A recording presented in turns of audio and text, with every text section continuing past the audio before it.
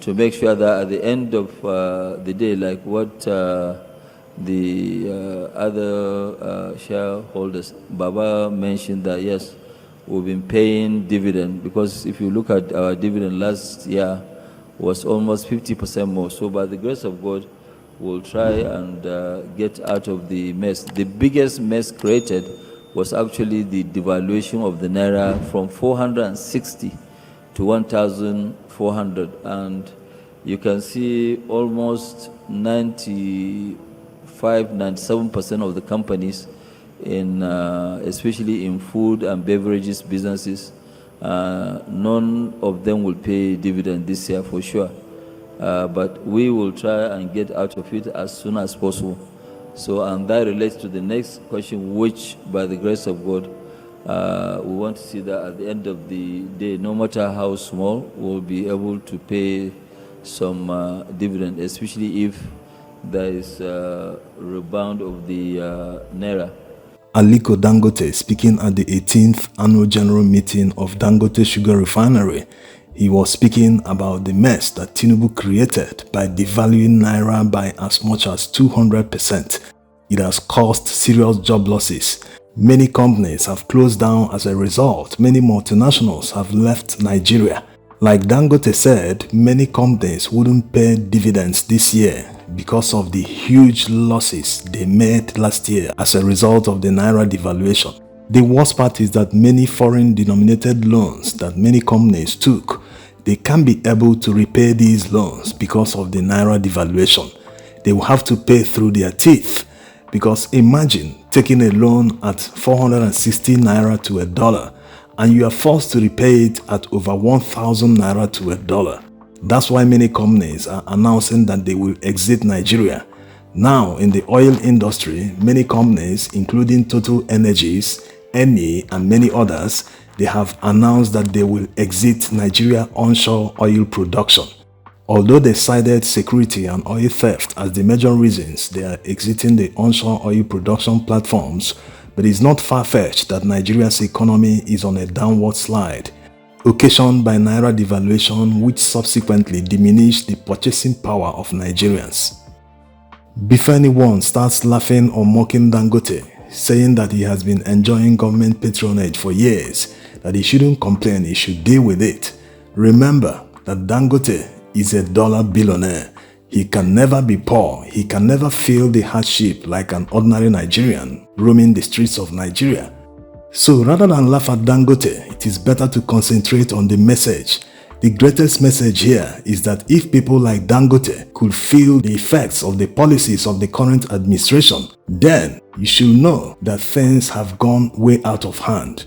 And it will continue to get worse. When you look back in history, starting from 1999, you will see that all past presidents, they always had an exceptional first year in office. Starting from Obasanjo when he took over power in 1999 from the military, to Yar'Adua when Yar'Adua took over him, there was a serious change that first year he took power despite not being well enough.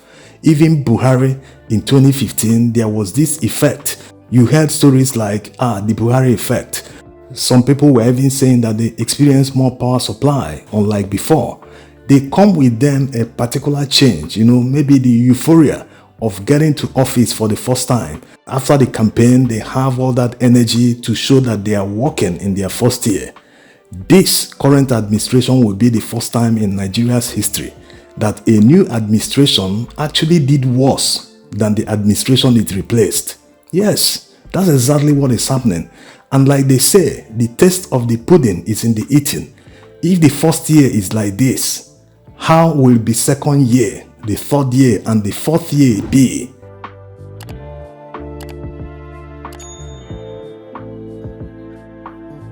So Nigerians are in for a long ride. It will continue to get worse because they continue doing all the wrong things and claiming that they are right. How can anyone justify spending trillions of naira on a coastal road when there are many other sectors that they can invest even half of that money and get higher results? Why are they fixated on a single road? It is beyond reason. How will anyone not see the importance of constant electric power supply to economic growth?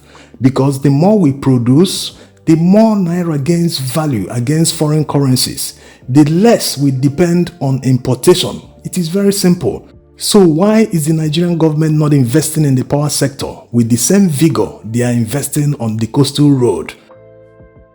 There's this story by Reuters a few days ago that a petrol tanker loaded with crude oil from the US and owned by PetroChina refused to dock at Dangote refineries because he didn't fulfill his letter of credit. Dangote wanted a swap. He wanted to take the crude oil and repay them with refined products, but they refused, insisting that they want a letter of credit before they can dock. It's not clear if the standoff has been resolved, but what is clear is that if someone at the level of Dangote, a bank, refused to raise a letter of credit for him, what will happen to an ordinary Nigerian who is not a dollar billionaire? Another question many aren't asking is why is Dangote Refinery importing crude oil from the United States when Nigeria is sitting on a very large reserve of crude oil? What is going on? Does it mean that Nigeria will continue to import petroleum products in perpetuity? So it's no longer a matter of not having refineries to refine petroleum products locally in Nigeria. Dangote built one of the largest refineries in the world. Nigeria cannot supply him crude oil. He's forced to import crude oil to refine and to sell to Nigerians. So what happened to local production of crude oil? Remember that everything concerning crude oil and other natural resources are in the control of the federal government alone. So it's not a matter of pushing it to the private sector and saying that they are not interested in manufacturing anything in Nigeria. So this is their sole responsibility. Back in the 70s, the Nigerian government was able to refine all petroleum products locally. All the refineries were working at their optimum level. Petroleum products importation was virtually non-existent.